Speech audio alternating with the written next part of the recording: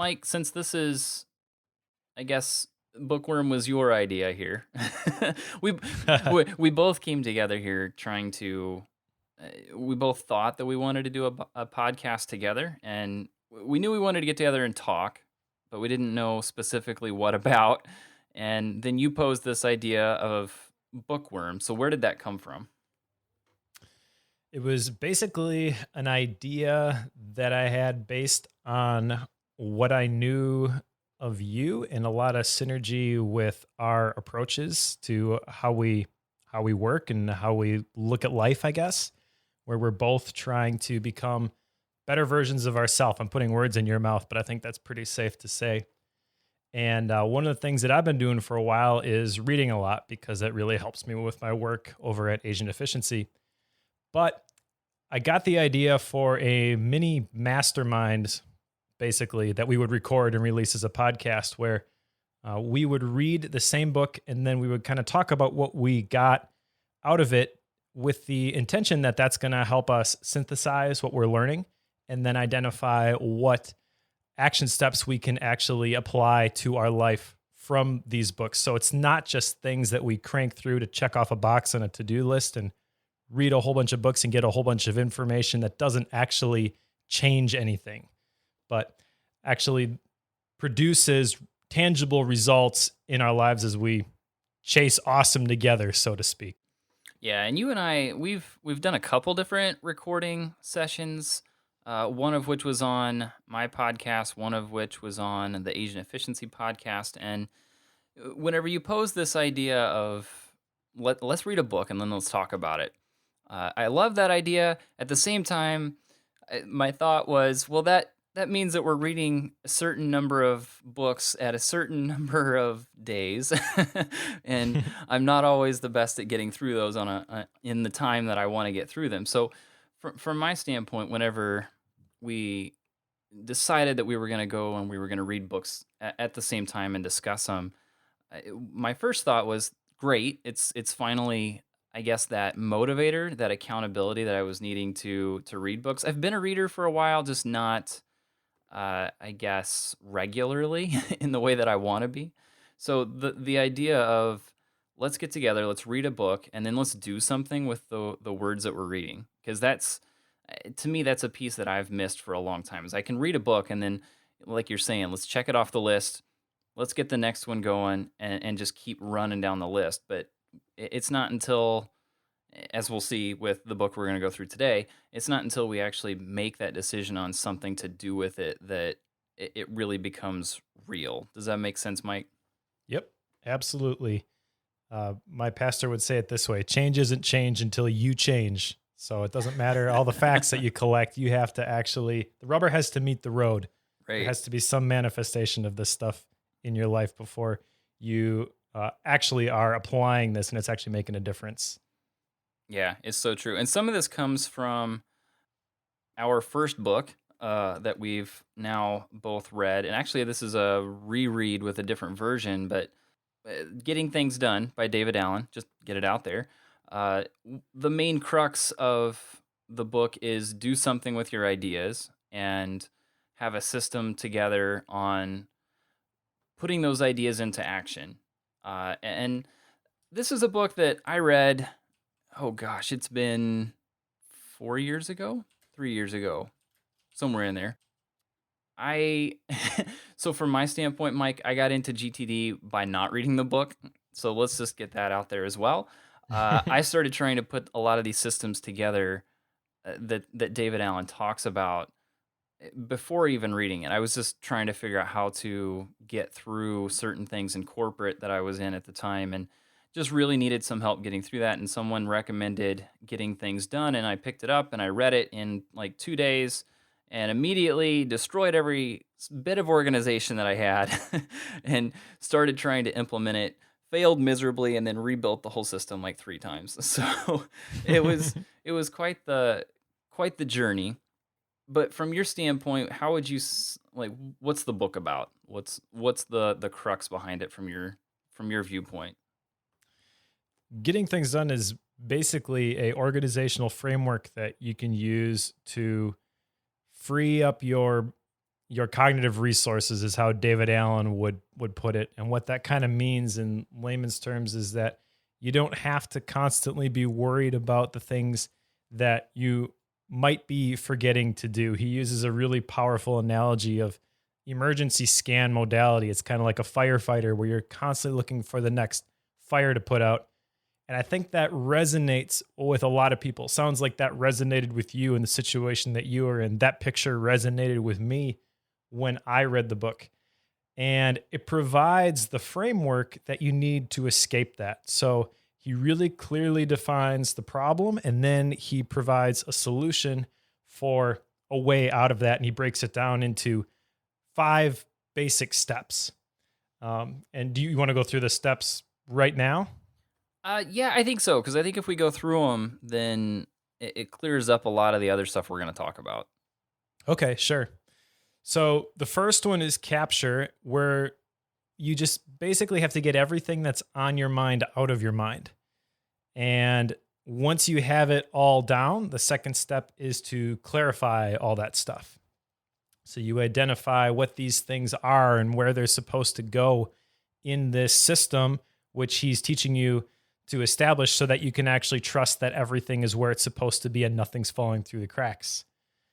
That's really the third step, I guess, is organize, where you're making sure that everything is in the appropriate container.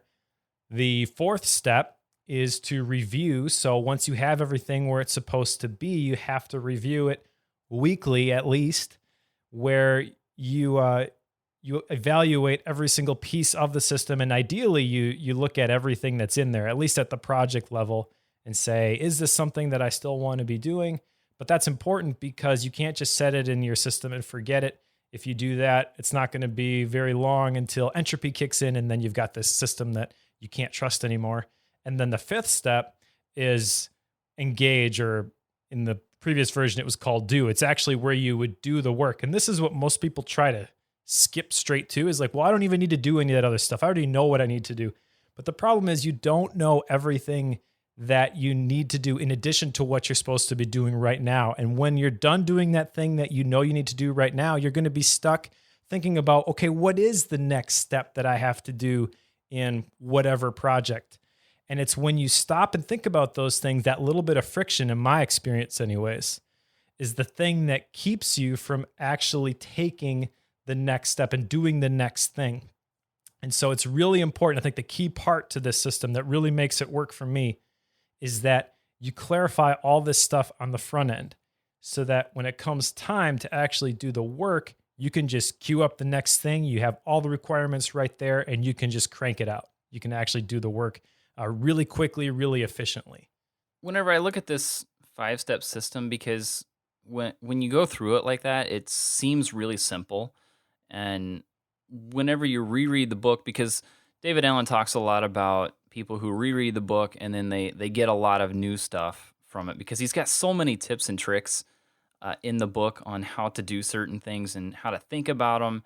How do you think about the work, the ideas that you're having? And he has so many little tidbits of information that you can read the thing multiple times and get a lot out of it. And one of the reasons I wanted to go ahead and reread this along with you here is that it's been a long time since I've read it. And I've kind of gotten into my normal routine, my normal, I don't want to say a rut, but my normal, what I call GTD, which, going back through it, turns out that I was dead on for the most part. But one of the main focuses that I wanted to have going through this, I guess one of my expectations was that this would allow me to, I guess, get a little more sense of control on what's going on in life, because there's so many different aspects of, just typical how we do and how we live within our culture and our society. You think about, we've got our work stuff, or we have side projects, or well, projects don't really exist when you go out and do a solopreneur lifestyle. But whenever you've also got kids, you've got a spouse, you've got, if you're into church, you've got all these different aspects of life. And the longer that you spend with this framework, and the more time you spend with it, it seems like you continue to find more levels that it applies to. At least for me, that's what I continued to find was every time I would read a next section of the book, and he would talk about project planning. Well, I know how to plan projects. I know how to come up with ideas for that. And this was this was one of my struggles with rereading it. And I'm terrible at rereading books, Mike. But whenever I reread a book, I'm usually like, well, I already know this, and then I have a tendency to want to skim it. It's like I don't need to Yep. read this. I already know it. Thankfully I didn't do that a whole lot with this one, simply because I knew he had rewritten a lot of the sections, and he's even got a whole new chapter on the science behind this stuff. And going through the little tiny bits, there were a lot of things that I picked up from it. But some of the simple ones is just, you know, how do you come at an inbox? How do you deal with reference material? And just those little tiny tips that I guess I'd been skipping quite a bit. I don't know if Mhm. that makes any sense, but just going through it again, it really reinforces a lot of those habits that have been in place for quite some time. Yeah, one of the big things that I got from rereading this book, and I don't really want to go in and try to teach people necessarily what GTD is in this particular podcast, because that could be several hours worth of material. And there's a lot of stuff out there on the internet already. It's true. That could be a So podcast, like whole show in and of itself, probably. yeah, so we kind of gave you a rough outline of the different tenets of the GTD system, but there's a lot of other places you can go if you really want to get more in depth on what exactly that looks like. And if you haven't read the book, absolutely pick it up, and it's worth reading. But the things that I got from this were filling in the little cracks in the system that I knew were there, but I didn't really know how to solve, I guess. So, for example, he mentioned about how the right amount of complexity is whatever creates optimal simplicity. And in the past, I've been guilty of trying to have one specific thing that I would use for my everything bucket and put everything there. So, specifically, what that looks like for me, my reference files. I have in the GTD methodology, you basically put everything that you want to keep into a reference file. The problem for me is that I don't want everything that I want to keep in Evernote, even though Evernote could be used for all that stuff. So as I was reading through it this time, it occurred to me that there are different things that I can add to my GTD system, which, while it will make it a little bit more complex, it's actually going to create less friction in actual daily usage. It's going to make it more simple. One of the big ones for me is quotes. And the GTD book is full of awesome quotes. So I was going through there, and I wanted to keep like a dozen of them. And I use an app called Quotebook. And so as I was reading through GTD for the second time, I realized that that is completely okay. That is still GTD, that I have a second app that I'm going to store something specific like that. That was kind of a revelation point for me, I guess. Another one that stood out to me was defer dates in OmniFocus. David Allen talks about the tickler file with the folders. Do you do the tickler file? I do a version of it. That was one of the Okay. things. Is like, okay, I'm doing this, but and so just to kind of get it out there, I do a little bit on a calendar. I've got a tickler calendar, and if it's like an event that I'm interested in, I'll put it there. But like you're saying with the defer dates, I leverage those heavily in OmniFocus, but I'll let you explain it. Yeah. So basically, as I was reading it this time, I don't know if he explained it a little bit different in the revised version, but he articulated the reason for the tickler file, and it's so that you can get the things that you need to see when you need to see them.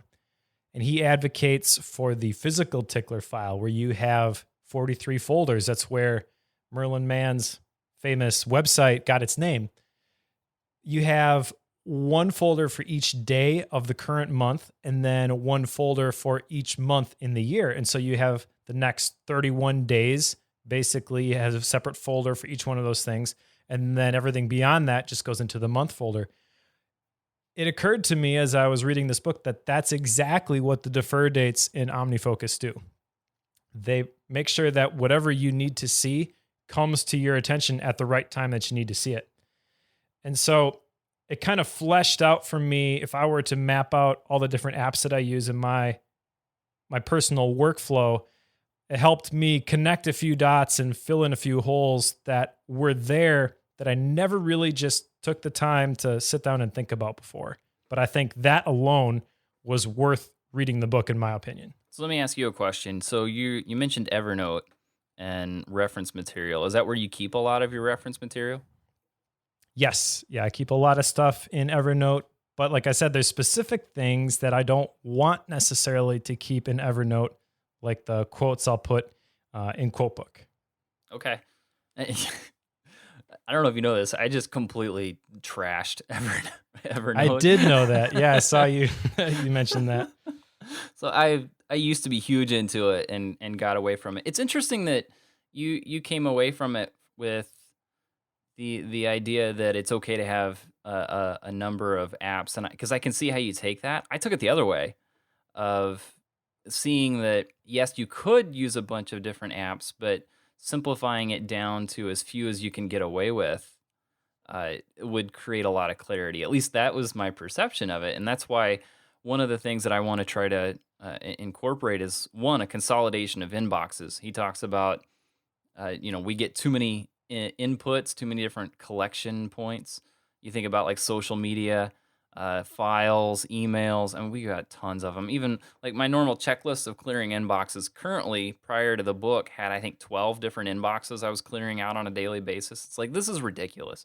So one of the things I wanted to do was consolidate those, and some of that requires paring down the number of apps that I'm using. And I was already pretty slim.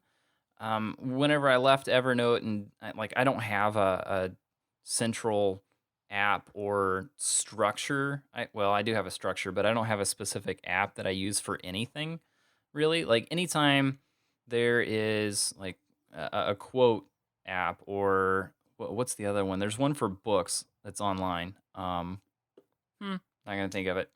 Well, let me interject here, because this was really the tipping point for me, because I agree with you in theory, and really what makes this work for me is that I don't go to Evernote or I don't go to Quotebook to put things in. I put things in on drafts on iOS. That's my inbox. So that's the key thing. But then let me ask you this: where do you keep your contacts? You probably don't keep your contacts and your phone numbers in Evernote, but that's technically still a reference file. Where do you keep your passwords? For me, it's one password. So as I was thinking about all these things that would technically fall under the category of reference file, it occurred to me that there's no way I'm putting all of that stuff in Evernote. That's not going to be the easiest app to use for a lot of these different applications. When I need to use a password, one password makes it really, really simple to find that. But I might actually put it in drafts to start off with. I might put that phone number or that person's name or email address in drafts to start with. So the inbox stays the same, but then ultimately where it ends up is going to be different based on the specific use case. And see, I think that makes a lot of sense. If you're going to have one starting point, that changes a lot of that. Because if you're, in my mind, whenever you're explaining using the different apps, like if I start a new password, of course, for me, it's going to be created in one password as well. Anytime I have something like that, some of those have a specific place, like you're saying, but if you have a central collection, like that comes back to the ubiquitous capture process that he talks about all the time. If you got to have a piece of paper, you got to have an app or something that's always with you. And I think if you've got one of those in place and you're collecting into that, not into this other structure, that I get. Exactly. And there were a lot of, to be honest, a lot of little things like that. As I read through the book, I'm like, I don't know if I agree with you, David Allen, on that particular thing. But it's the way I kind of reconciled it in my mind is it's not really disagreeing with the principles. It's more so disagreeing with the process that he proposes for some of these things. Like another thing he talked about was an email system, where you have a folder for action, you have a folder for archive, and a folder for waiting for. I personally don't think that's real efficient. I think you need an inbox. That's where everything goes. And then you've got your archive folder where you put things after you've sent it to the correct place. And the action folder, I don't think you need that. That's what task management system is for. And then the waiting for, that could be task management also. It could be something like OmniFocus, but in my opinion, something like SaneBox is perfect for this because, do you use SaneBox, Joe? I do not. I've heard a lot about it. I've seen a lot of people talk about it. I don't see the point. Okay, well maybe this will change your mind. SaneBox has a lot of features, and the really the big thing that they do is they filter your emails so that you only see the things that are important to you. That's kind of their flagship feature. And the way it does that is it looks at the sender's names and the subject lines. It doesn't look at the contents of your email, so it respects your privacy. But the thing I love about it is this BCC feature.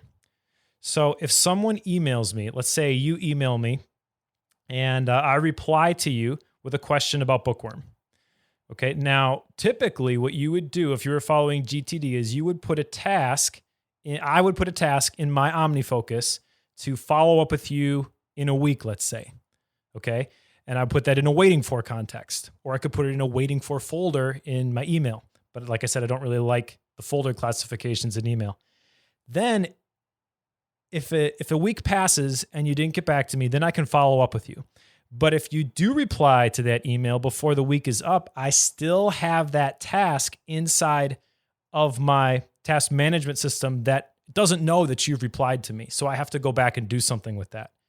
With the BCC feature in SaneBox, it eliminates the need to duplicate that in the task management system, but it also doesn't really treat your email as a task manager either. What it does is it will create a reminder for me 1 week from today. If I were to BCC 1 week at sanebox.com, when I email you, if you reply to me, that reminder disappears. If you do not reply to me in 1 week, that message will appear again at the top of my email inbox. Does that make sense? It does. So I use the online Gmail for all of my email, and I have been heavily using the important indicators that Google has built into that for a long time. And maybe it's just me, maybe it's just my perception. It seems like I get the same thing. Like I don't see emails that show up in my important inbox very regularly that I didn't want to be there. Like that's just, maybe I've already got it trained to do that, and it's for, whenever you're starting out with email. That could just be me. But no, I think you're right. I think for the main feature of SaneBox, where it's cleaning up your inbox, you're right. Gmail would do something similar, except that SaneBox would work with whatever email service provider you have to use. See, I get that. Yeah, if you're outside of Google's domain on that, yeah, I could see where that steps in. But whenever I saw the section that David Allen put in about email, I just kind of chuckled. Like, okay, we're going to go through Right. email now. But if you come at it from his standpoint, most of the people he works with are corporate executives. And when you think about that type of role, it seems like most people who, I've worked with some of those guys before. I used to work corporate, and some of my supervisors were in those roles. And the email was what they did all day long. Like that was their work. It was the process of approving things, and you'd send emails and let's get some more, and then I'll read these and I'll send these off. And it's just, that's what they did. And then they had folder after folder after folder of all kinds of things that they could never find.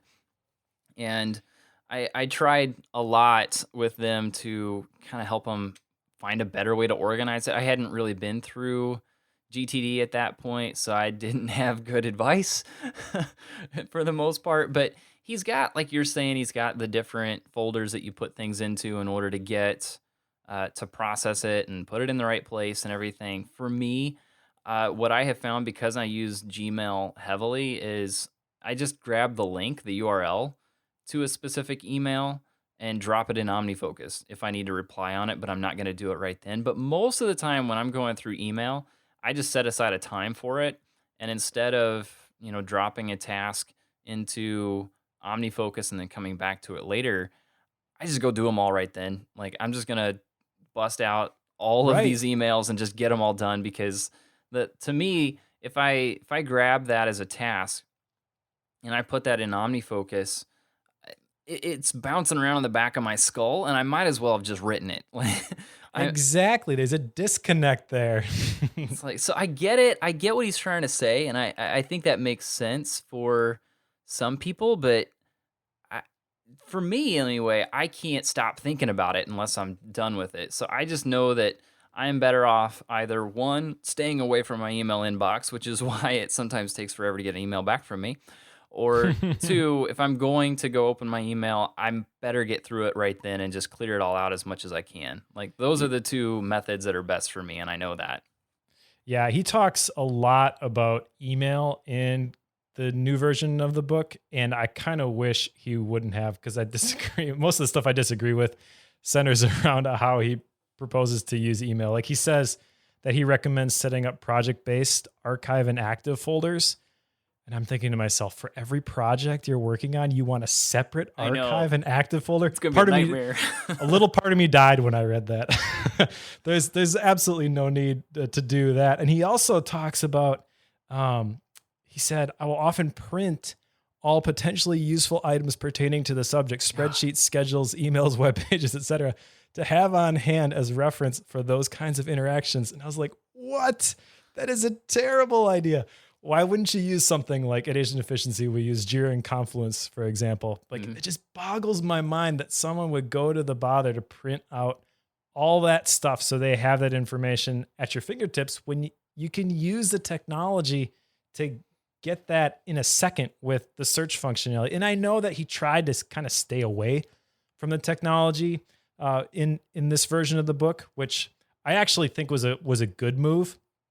The old version got dated pretty quickly, as he's talking about. I think he references like Palm Pilots or something, and there really aren't smartphones, and so a lot of the principles, while they're evergreen, those technical details quickly date the book. But in my opinion, talking about email, while email itself is probably going to be around for quite a while, his approach to it, I think, is also a little bit dated. Yeah, he's got a number of places in the book where he talks about, "We'll just print this out, and then you'll have it when you go there." It's like, no, I don't even own a printer. Like, it's just it's not gonna happen. But he's even got, and I understand where he's coming from. He's a paper guy. I might be slowly working my way back into that. I don't know if that's good or bad, but there was a section he wrote what is it, a page on paper versus digital. And he goes into how he sees paper being superior to digital note taking in a lot of areas. I would imagine that he's the type of guy that if he's going to print off an email, he's probably drawing pictures on it. He's, marking it up significantly when he's in that meeting. I would bet that's the type of thing that he's doing, and he just doesn't know how to do that. From a That's digital true. standpoint. Like, there's probably some, I've worked with some people that print everything, and it just drives me crazy. So I get it, but at the same time, like, okay, if you're going to talk about all the different technologies and all the different things that are out there that enable this stuff, printing's probably not a good suggestion when you come and at it. And there is, I mean, paper is timeless. And we talked about this actually on your show, the analog versus digital. Oh, right. You can use paper to facilitate any sort of system, and then you could apply digital tools to make it more efficient. So it's very versatile. It's very timeless. Like, I get that. And there's a lot of value there. I guess I'm a little bit skewed, and you maybe are too, because what I do for a living is I look for more efficient ways to solve these problems. And so for someone like me who's reading this book, it's kind of smacking me in the face. Like, well, why not just use this tool to solve this problem? But 20 years from now, that tool probably isn't going to be around. Whereas that printed email very well could be, if you have actually a paper-based storage system that allows you to find it again. Right. Now, this is a good segue here, because one of the quotes that I had sectioned off here that I thought was really interesting because we've had this discussion before about analog and digital. I'm just going to read this. It's just a quick paragraph here. It's about the tools that are used within GTD. Here's what he says. Keep in mind, though, that the tool you use will not give you stress-free productivity. That is something you create by implementing the GTD method. The structure you incorporate will be extremely important in how you express and implement the process, but it is not a substitute for it. A great hammer doesn't make a great carpenter, but a great carpenter will always want to have a great hammer. Yeah, I I agree really with that thought that 100%. yeah, I thought that was really interesting because how many times do we see arguments or discussions about, Todoist is better than OmniFocus or, OmniFocus is still better than To-Do. Like how many times have we seen these articles and stuff come out about, the best task manager out there? Uh, I think it really depends on the person. I don't know how many people I've had email me asking for comparisons of because I write a lot about OmniFocus. I'm a huge scripter and I'm in it all the time. And I get a lot of emails about comparing OmniFocus to another app. It really just depends on how you want to operate. I've recommended people just using reminders on their iPhone before, just because that's the one they like and it's the one that works for them. It just really depends on how you want to operate. I even had a guy email me this morning says he does everything on note cards. It's like, go for it. Like if that's what works for you and it's what gets it off your mind and you can get stuff done, I wouldn't fight it. Yeah, absolutely. You got to pick a system that works for you, and the objectives of your system. This is I want to read these three bullet points basically for. I think he's talking about using these specifically in the review process, but when I read these, it really hit me like this is the goal of GTD. This is what it allows you to do: get clear, get current, and get creative. And really, what that means to me is get clear, get everything off of your mind, get everything into the system, and then get current, get the system up to date. So look at all your projects and decide, is this something I still want to be doing? And then lastly, get creative. So that kind of ties into the whole concept of like deep work. Or if you're a knowledge worker, this is the stuff that's you're actually getting paid to do. You're not getting paid to manage the task management system. This is the goal. This is the point you want to get to. This is when the fun starts. And a lot of people, like it almost made me sad when I was reading this because I could picture people in my life that I know are those creative types, and they just are stifled because they feel overwhelmed. They're exactly who David Allen is writing to in this book, and they never get to that third step. So coming full circle back to what you were talking about with the different types of systems, whatever system is going to allow you to facilitate that flow is the right system for you. I'm going to pivot on you a little bit here. One of the topics because part of what I was going or wanting to think about as I was rereading it was how does this version, because this is the 2015 edition that we were rereading here, and I assume you also read the original version when you first got into it, which is what I did.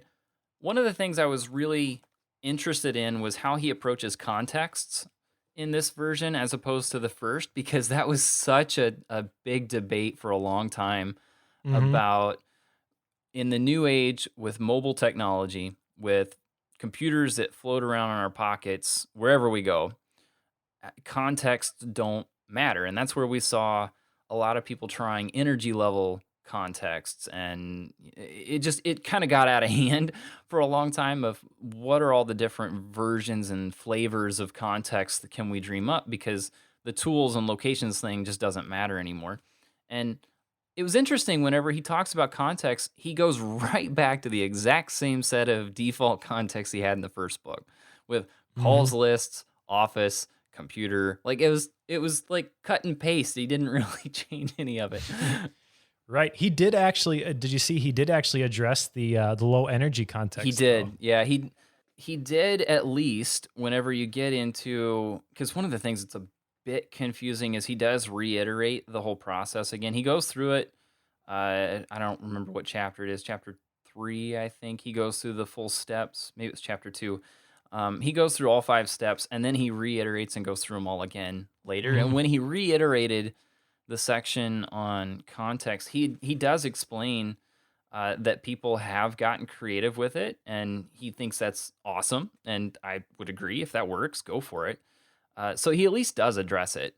The one thing that was interesting to me is that he personally doesn't really step into those at all. He's pretty good Yep. about just sticking with the core, and I I would tend to stay in that category. I have just found that for me, if I stick to tools and locations, that seems to work really well. I did rethink a few contexts. Like I had one that was for writing, and I recently stopped writing on the computer. I've started writing with pen and paper. This is why I think paper is probably coming back into my life. I don't know if I want to admit that, but it is something that I'm starting to do more of, is using pen and paper. And I uh, whenever I went through that and was thinking about the different contexts that I was using, I had one for writing, but I also had one for analog, which for me was using the whiteboard, using pen and paper, on the note cards, anything tactile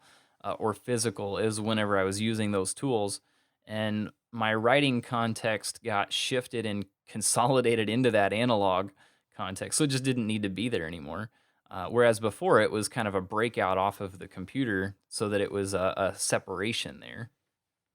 Yeah, and I guess my approach to context is coming back to the quote I shared earlier that kind of jumped out at me. The right amount of complexity is whatever creates optimal simplicity. And so while I really like the idea of some of those little bit different contexts, like he talks about in the low energy context, it could be really useful to have a list of things that you can do when you don't have much energy, and he actually puts a number on it. He's like, when your energy level is at a 6.7 out of 10. And right when I read that, I'm like, I am not going to go through all my tasks and decide which ones require a 6.7 or higher on the energy scale. Hmm. Yeah. And so for me, I don't know, maybe there's probably people listening to this who think differently, and they're like, oh yeah, that's not a big deal. When I capture tasks, like I can put that stuff in. That's takes me an extra 2 seconds. I'm jealous. It doesn't work for me. That having to decide that would be enough for me not to capture some things into my system. So I'm not going to use something like that. And coming back to your context of like writing and analog, me personally, I would probably combine as many of them as as I could. If writing falls into analog and analog is the bigger, broader umbrella term, I'd just use that one. So I don't know. As I read through this, I got more ideas for context, but I think, decreased the number of contexts that I'm currently Yeah. using. I think I cut 3. Yeah, I cut 3 out of it, and that brought me down to what, 7, I think.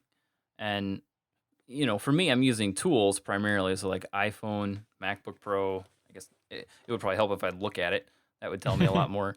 I've got one for read. Now that we're now that we're reading on a regular basis for me, I figured that would be a good idea. I've got one for learn, which is that's kind of I guess if I'm gonna have an energy level context, that would be it. Hmm. Because that one, it's theoretically it's a low energy. I don't really want to think too hard context, and there's something that I want to research. So it's kind of like a research, mostly distractions, if you will, of things that hit me while I was working on something else, and I want to go look into blacksmithing, or I want to figure out how that specific wood plane works, and like there's different things like that that like I'll capture those and write them down, and those usually land on that learn context. I've got one for develop, since I do a lot of code writing. That's just a different mindset that I go through. And then the one of them that I really am glad that I have, I just call it after hours. And that's typically like my DIY projects around the house. I do a lot of the whole house maintenance, and I built a deck on the back of the house, that type of thing. So that's where a lot of those steps land. So I keep a lot of this really simple. I don't want it complicated. Do you use people-based context at all? I do not. I have, well, As far as putting a name to it, no. But I've got an agendas context and a weighting context, and Yeah. that it stops there. Like I don't. Some people like to do the sub level and put a specific person on it. I just name the task with the person at the beginning of it, and that's it. Because I float in and out so often that it's easier to do that, and I never have more than like 10 or 15 of them anyway. So I just don't see the Hmm. point in breaking them out. I mean, that's one thing that David talks about quite a bit is, if you've got a certain number, there's no point in breaking it out so where you've got one on each list. You're better off if you've got like 10 or 15. I think, what's the number? 20, I think is what he said. Of if you've got 20 or less, just put them all on one list. Like, don't go through the trouble of breaking them all out. You can just look at them and figure it out pretty quick anyway.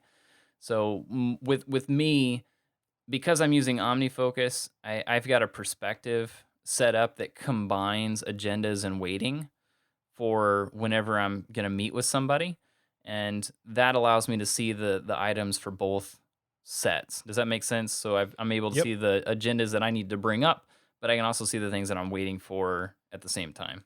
Yep. And to be honest, people based contexts have never worked for me inside of OmniFocus. Yeah. And this is exactly why I use SameBox, because when I am going to be communicating with someone, it is going to be most likely via email or it might be on Twitter. That's basically it. So using the BCC feature on SameBox has pretty much allowed me to eliminate that waiting for context, at least as it pertains to people. And that has made my system a lot simpler. At least it brings me peace of mind anyways, to know that I don't have to go back and forth and keep these things current. I only have to manage it in one place. Yeah, and that makes sense. I mean, if you've got it just in one spot, go for it. I just find that, if I've got an email that pertains to a specific person that I'm waiting on a response on, again, I just grab the URL and Google and drop it onto a waiting list inside of OmniFocus. Like that's as simple as it is for me.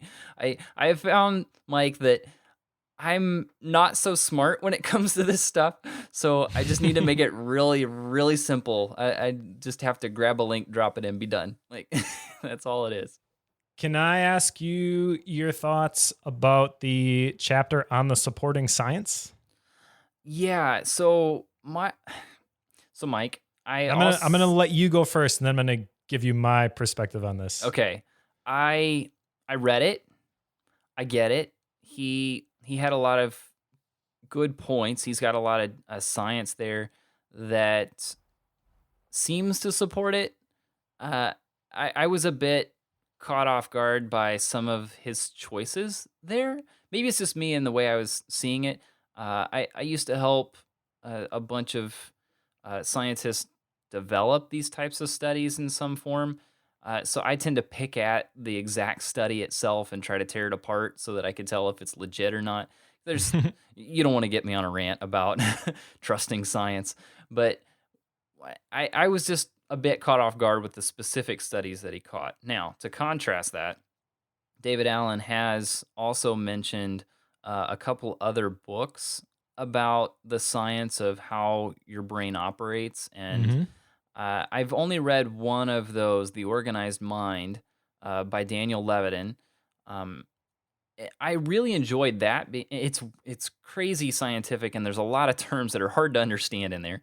But it was very helpful to see how our brains operate and how do we go about storing information. And he's very good. Daniel Levitin is very good about explaining how we're not good at storing things in our mind and how an external system is so helpful. Now, I really wish that David Allen had pulled some of Daniel Levitin's research into this because I feel like that would have supported what he was trying to say a lot better than what he put into it. And that's just my perspective. I'm sure there's a lot of benefit in it, but I liked that he put in the section about it that shows, there actually is some science behind this, and he does mention a couple books that you can go to get more about it. but I really wanted him to dive into it a little bit more than what he did. So you mean you wish he would have dove into it at all? I I Maybe, was maybe. I was very disappointed in this part of the book. And to be honest, this was the thing that I was most looking forward to. I heard him talk about how, yeah, we've revised it. We've taken out the technology-based references, which made sense. And we've added a section on the science behind why GTD works. And I thought, great, this is perfect. But what he did is he basically identified 6 different areas that GTD would kind of broadly apply to. And then he would cite that this person did a study, but there were no specific findings. And Mhm. I am not Joe Bulig. I am not going to go dig up those research reports and read them for myself. But what I was expecting was some specific numbers. I think there was one number in that whole last section of the book. I really like the approach that Cal Newport uses in Deep Work, for example, and it sounds like that's what Daniel Levitin uses in The Organized Mind, where he'll take the research. Maybe he's not doing the research, but actually articulate how this applies. Don't just say, "Oh, this falls under this category of science, and here's a research report if you want to dig into it more." And he talks about like there's hundreds of studies that apply, and every time you go through GTD, you're reinforcing it because look, science. But he never really explains how. I was really, really let down by that section of the The book. part that's funny to me about that is the 3 chapters prior to that one.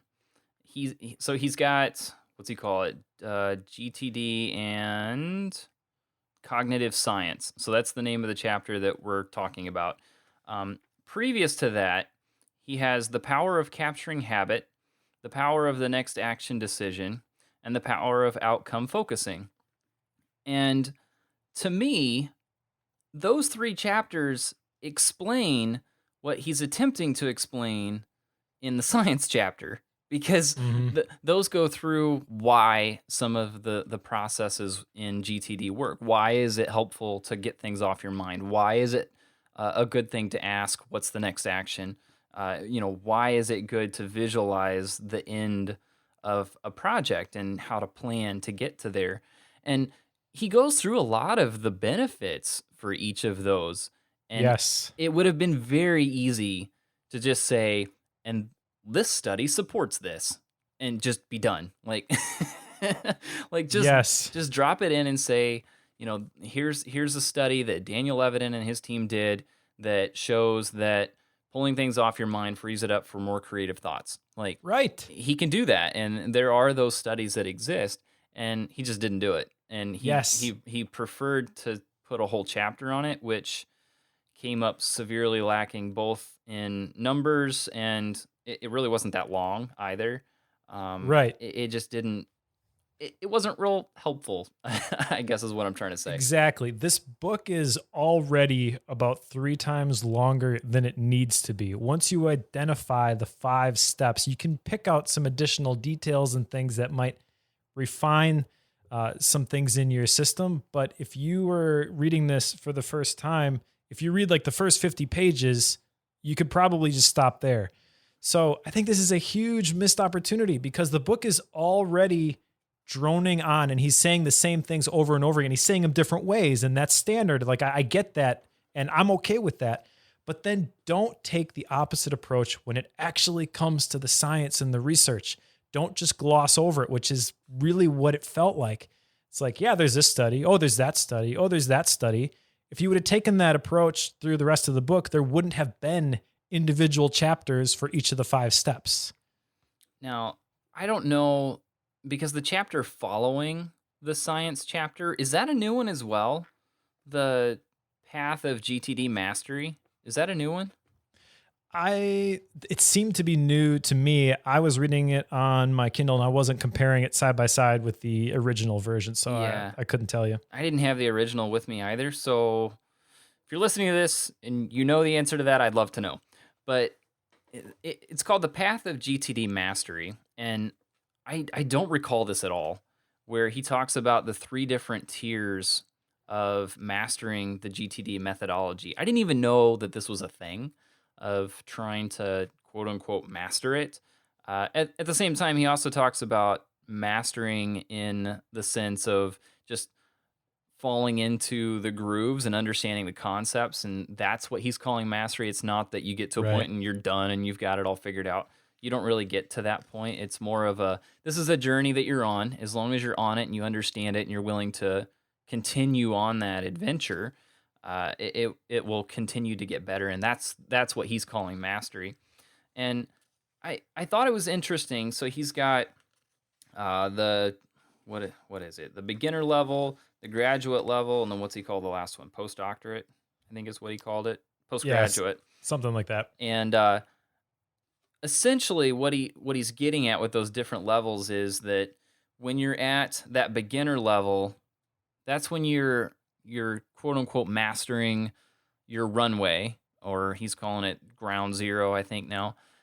He talks about whenever you get your projects and your tasks under control, mostly your tasks, where you've got things broken out by context, you have them by project, and you're able to get your tasks under control, your day and your hours, you're able to stay on task and you can get things done. Like that's what he's calling the beginner level mastery. You get up to the graduate level, and that's when you're starting to get a feel for, and the beginner level is just kind of on autopilot at that point. And now you're starting to make sure that you're working on the right projects and that you are selecting and working on things that take you where you want to go at that level. So I guess it was previously, he'd call it about the 20,000 foot view. I don't know what he's calling that one now, but he gets to where he talks about horizons 3, 4, and 5. And when you master those, that's when he's calling the postgraduate level. I thought it was interesting that because I really hadn't thought about different levels of getting GTD under control, if you will. Like, because I don't know if it's really getting GTD under control as much as it would be getting your life under control at those different levels. Right. And it hadn't occurred to me that you can get one level done and under control and not the other. I've always kind of thought about it as a holistic, let's get this whole thing under control.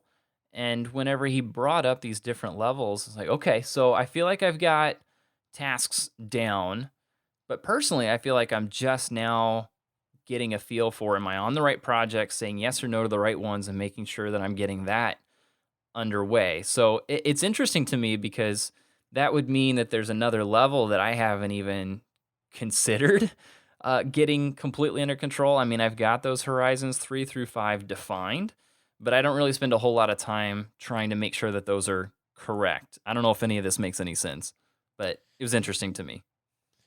Yeah, I think the way that he articulates it with the 3 different levels basically of mastery,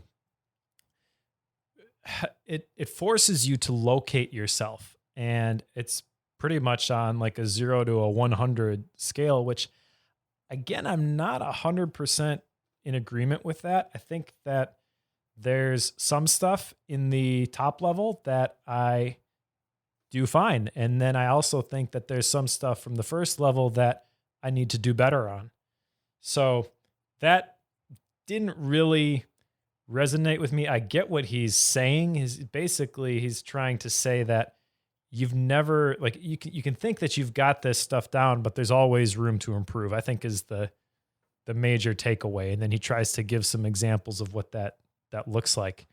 But it didn't, I don't think it had the intended effect on me that he wanted it to have, I guess is the best way to say it. Yeah, I think that's interesting because I just really hadn't thought about it that way. It was more like getting it's the same way that he comes at the whole system. He tells you to get your day-to-day tasks and your day-to-day work under control first. And I think that makes sense because if you don't get, the fires put out and you don't get, the craziness under control, there's no way that you can sit down and have a discussion about what's your life mission. Like, you can't have that conversation with yourself unless you've got the dog fed. Like, it's just the way it works. And he comes at this whole framework of let's get the dog fed. Then once we've got the dog fed, we can make sure that we should even have a dog. And then we can consider, should we bring in more dogs? Like, you get the idea here is like you've got to start working your way up, not coming down. But theoretically, you would want to come from top down to make sure that all the runway stuff is the right runway stuff, instead of just, okay, I'm just going to deal with these calls. I don't know if they should be the calls I need to do or not. You've still got to get those taken care of. Otherwise, you'll never accomplish any of it because you. Yeah, exactly. It's a lot of people who need to implement GTD aren't going to do it because they have a bunch of urgent things on their plate. And they're not going to even think about it until they've checked all the boxes. It's quantitative at that point, even though if you look at it through a qualitative perspective, you're like, yeah, you absolutely need to just forget all that stuff and start thinking big picture. But then that whole section of the book is going back to that quantitative versus qualitative approach. And in my mind, that's how I read it anyways, is you check all these boxes, then you go to the next level. And like you're saying, the life vision, that should be in the equation, maybe not right away. You do have to feed the dog first, so you're not going to have a dog very long. But once you do that, I think it's totally fine to think big picture. Yeah, I just don't know.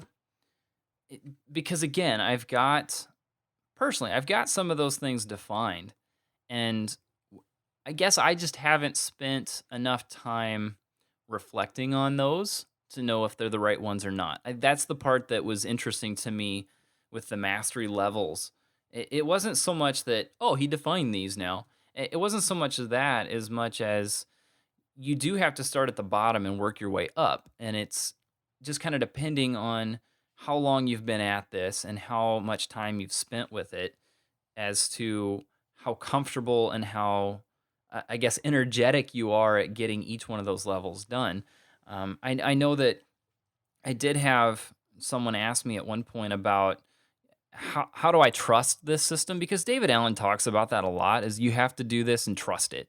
Like you have to put it into the system, keep it up to date, constantly be doing the mind sweep and dumping things out of your brain so that you trust the system. Well, the question is, how do you trust the system? Because that's a lot more difficult than it sounds. You don't just magically trust it one day. And personally, I don't think I fully trusted my system for probably a good year whenever I first put it in place. And I had originally put mine all in Evernote because I was big into Evernote, and I'm a big fan of, if you're going to start doing something new, don't buy a new tool to do it. Use one you already got. So that way I'm not learning a tool and a system at the same time. And what I've come to is whenever you want to trust that system, like how do you do that?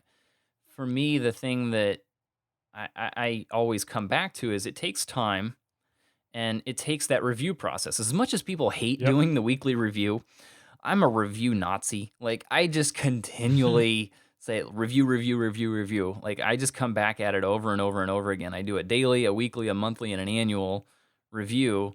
And I'm always, let's go through this thing again. And, for daily, I'm just trying to get inboxes cleared. And weekly is where David Allen spends most of his efforts. And I would resonate with that because unless you are continually dumping your brain of all these things that are bouncing around in your skull, unless you're continually getting things out of your mind and into the system and then working off of that system, which is what he's talking about, I don't think it's until you do that for an extended amount of time that you can get to a point where you just know that everything's there. Because like for me, I know that I've been doing this long enough that whenever I sit down to work at the first of the day, I really like, I know if there's something on my calendar because I've looked at that. But as far as what the exact thing is that I'm going to be working on in the afternoon, I really couldn't tell you until I get there. I can pretty much tell you what my morning is going to look like, and then I reset after lunch, and then I can tell you what's going on after that. But it's not until I get there that I could really tell you what that is. And I think you don't get that trust, and you don't begin to rely on it at that level until you've been pretty persistent at making sure it's completely up to date for some amount of time, and I think that amount of time is probably different for most. Yep, I agree. The weekly review is vitally important. But for someone who wants to start implementing this now, let me just kind of break down some of my big takeaways from the book, because the things that really stood out to me were the things that I sometimes don't do that cause my system to break occasionally. And one thing he said, which I really, really liked, was there are two essential elements. You need to define what done means, and you need to define what doing looks like. And he refines that a little bit more. He talks about the key question being, what's the next action to move this forward? I think if all people did was start looking at their to-do list and applying those principles, what's the next action to move this forward? And then what does it look like when this thing is actually done? Then you would make a lot more progress on your goals. You'd finish a lot more of your projects. And the thinking component that goes with that to identify that stuff, the thinking and the deciding, that requires energy that most people don't realize. And I'll just speak from my own experience, I guess. The times that I haven't put stuff in my system, or I've put stuff in my system and I haven't clarified that, and then it comes time to do that, having to sit down and figure those things out when I'm looking to do that task is sometimes enough for me not to do it. He has a quote, or a kind of a story in there. He says, it will probably be true that the person who needs tires on his car has had that on his radar for quite a while. It's also likely he's been at the computer hundreds of times, often with just enough time and energy to take that action, meaning find the number of the garage that he's got to take it to. And why didn't he do it? Because in that state of mind, the last thing in the world he felt like doing was considering all his projects, including getting tires and what their actions were. In those moments, he didn't feel like thinking at all. I know. And that was my big takeaway here, because that is easily my failure in all of this, is that I don't build, because I would call that a trigger list, where it's not a task list. It's a list of things that trigger the memory of a task. And you still have a little bit of work to do. So because you've still got work to do, in your mind, not everything is out of your mind, which is counter all of this. Because you still have that little bit of thought, like you're saying, that's just the little minuscule amount of resistance that it takes to procrastinate over being productive. And that's easily the thing that just jumped off the page at me here, is that I really need to, if I'm going to clarify and I'm going to get things out of my mind, then I've got to do that. Like, I've got to spell out my tasks with enough detail that I can look at it and know exactly what to do. I've got a few bigger projects, important projects that I've been dedicating my time to, and there's certain pieces of those that I just can't get done. And the primary reason is that the thing on the list is either one, too big and it needs to be broken down into smaller pieces, or it isn't actually a thing I can do. Like, I can look at it and it says finish this project. Like, okay, cool. What's that mean? Like, I don't know. I don't want to figure that out right now, so I'm not going to do anything about it. Like, that's the mentality that I've been coming at with this. And rereading the book has easily been the catalyst it takes to get through that. Enough that, as we're recording this, I just did my weekly review this morning, and it took forever because it was a process of going through every single project and every task, and I think I renamed probably a good 75% of all of them. So it took a long time, but it was sorely needed, because one of the primary results of all of this that David talks about is the clarity of mind and the lack of stress that comes from, the subtitle here is The Art of Stress-Free Productivity. So it's so true that whenever you get it out of your head and you trust that system, I've already trusted the system, thankfully, and now that I'm able to clarify things with enough detail that I can just look at it and know what to do and not feel any resistance to getting it done, that's the power that comes out of this. So should we wrap up and give our action steps? I guess we kind of did that already, and then the our 5-star rating of the book itself. Sure. So how would you rate this? I would rate it 4 out of 5 stars. It's a great book. The information in it has made a huge difference in my life. I'm only going to give it 4 stars because in this revised version, I believe that he missed a huge opportunity with the research chapter, and I do believe that it is a bit longer than it needs to be.